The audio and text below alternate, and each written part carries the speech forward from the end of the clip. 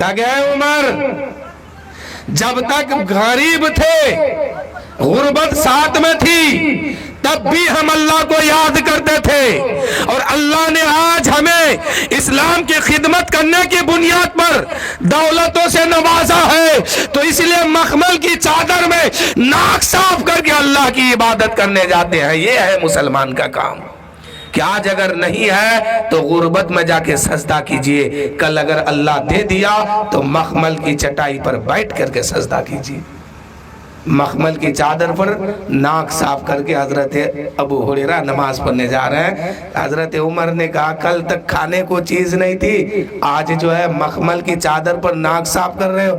تو حضرت ابو ہریرہ نے کہا کیا کہ کل تک نہیں تھا تو فاقے میں رہ کر کے اللہ کو یاد کرتے تھے، کل تک نہیں تھا تو فاقے میں رہ کر کے غربت کی زندگی کاٹ کر کے اللہ کو سجدہ کرتے تھے اور اس کی پاکی بیان کرتے تھے۔ آج اللہ نے دیا ہے، اسلام کے لیے ہم نے محنت کی ہے، اللہ نے دولت سے نوازا ہے، اللہ نے مال و دولت دیا ہے، تو مخمل کی چادر پر ناک صاف کر کے بھی ہم اللہ کو یاد کریں گے۔ یہ مسلمان کا کام ہونا چاہیے۔ آج کے دور میں اللہ تعالیٰ نے مسلمانوں کو بہت کچھ دیا ہے، بہت زیادہ، لیکن آج بھی مسلمان غریب ہے، اور اتنے غریب ہے کہ حد سے زیادہ بتانے کے لائق نہیں ہے، اور امیر اتنے ہیں کہ اس قوم کے ساتھ کوئی مقابلہ نہیں کر سکتا ہے۔ پیسے میں آگ آج مسلمان لگاتا ہے، اور کیا اس سے بڑی دلیل اور کیا ہے؟ یہ جو پٹاخہ چھوٹتا ہے تو آگ کس میں لگتی ہے؟ پٹاخہ میں کہ آپ کے پیسہ میں لگتا ہے؟ آگ پیسے میں لگتی ہے۔ ایک طرف مسلمان پیسے میں آگ لگاتا ہے، اور دوسری طرف مسلمان مسجد میں چراغی والے کو چراغی کا چندہ نہیں دیتا ہے، اس وقت تسبیح گننے لگتا ہے، نگاہ نیچی کر لیتا ہے، لگتا ہے کہ عرش اعظم دیکھ رہا ہے اسے، ایسا ماحول بنا لیتا ہے۔ اب کوئی دے بھی دیتا ہے تو معلوم ہے کتنا، 5 روپیہ نہیں تو 2 روپیہ سکہ، اور اگر 10 کا نوٹ دے دیا تو وہ بھی وہ دیا جو چلنے والا نہیں ہے۔ یہ حال ہے۔ اور ادھر شادیوں میں براتی کے نام پر 50 کو گاڑی کرے گا، وہ فضول خرچ ہے، پٹاخہ بے شمار چھوڑے گا، اپنی دولت پہ آگ لگا رہا ہے، یہاں پر فضول یہ خرچ ہے، اس کا حساب ہوگا۔ جو خرچ جہاں کرنی چاہیے، جس کے بدلے میں اللہ تعالیٰ قیامت میں اس کے اجرت دیتا، نیکی دیتا، ثواب دیتا، اس کے بدلے میں بندہ جنت میں جا سکتا ہے، وہاں پر کنجوسی کیا، 2 روپے سے کام چلایا، اور نیچے بیٹھا کس کے اوپر جانتے ہیں؟ قالین پر بیٹھا ہے، 5000 کی قالین پہ بیٹھ کے تسبیح پڑھ رہا ہے، 3000 کے پنکھے کے نیچے بیٹھا ہوا ہے، بل الگے آ رہا ہے، سب مسجد بھر رہی ہے، اور یہ بیٹھ کے عیش کر رہا ہے، اور چراغی کا پیسہ لینے آئے تو 2 روپیہ دیتا ہے۔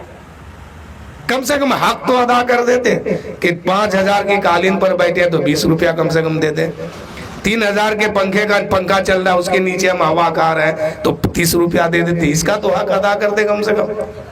تو مسلمانوں اب بھی سمجھ جاؤ، علامہ اقبال، ڈاکٹر اقبال نے کہا تھا، نہ سمجھو گے تو مٹ جاؤ گے اے ہندی مسلمانوں، تمہارے داستان بھی نہ ہوگی داستانوں میں۔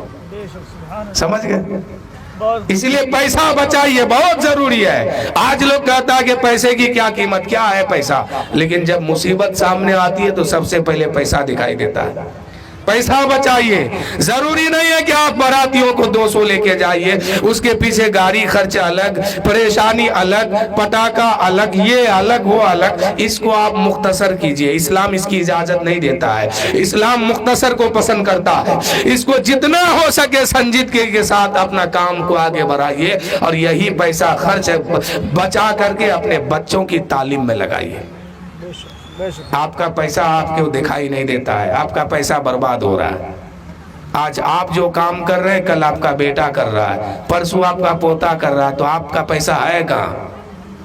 آپ اگر کام کر رہے ہیں یہاں بیٹھ کے کوئی، تو آپ کو ہونا چاہیے کہ آپ کا بیٹا کرسی پر بیٹھ کے کام کرے۔ اگر وہ کرسی پر بیٹھ کے کام کر رہا ہے تو اس کا بیٹا ہونا چاہیے کہ مخمل کے گدا پر بیٹھ کے کام کرے۔ تو آپ کہاں کر رہے ہیں یہ کام؟ فضول خرچ کرتے ہیں. ایک شادی میں 15 لاکھ 20 لاکھ خرچ ہوتا ہے.